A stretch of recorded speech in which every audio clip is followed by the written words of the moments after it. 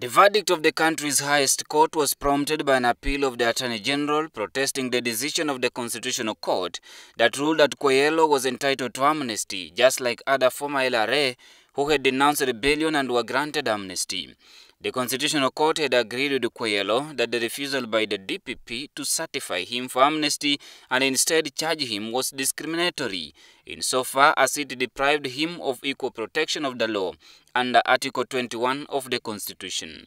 But in their decision, 7 justices of the Supreme Court held that the Director of Public Prosecutions was not discriminative in his work when he slapped over 50 criminal charges against Kwoyelo, and yet he had denounced rebellion like some of his colleagues who were pardoned. They held that the Geneva Conventions Act still applies and the indictment of Kwoyelo under Article 147 therefore does not violate the Constitution of Uganda.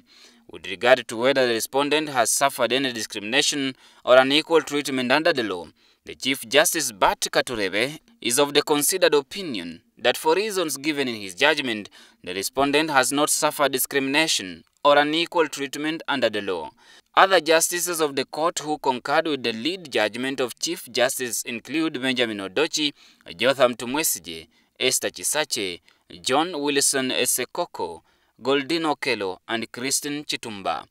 Kwoyelo, while at Luzira, on January 12, 2010, he made a declaration before the officer in charge of the prison of how he was renouncing rebellion and seeking amnesty. Kwoyelo's lawyer, John Francis Onyango, shortly after the verdict said they will take the verdict against their client the way it is, as they await for the next course of action. By press time, the Registrar of the International Crimes Division of the High Court that sits in Kololo, Kampala, had not yet fixed a hearing date to resume hearing Kwoyelo's case.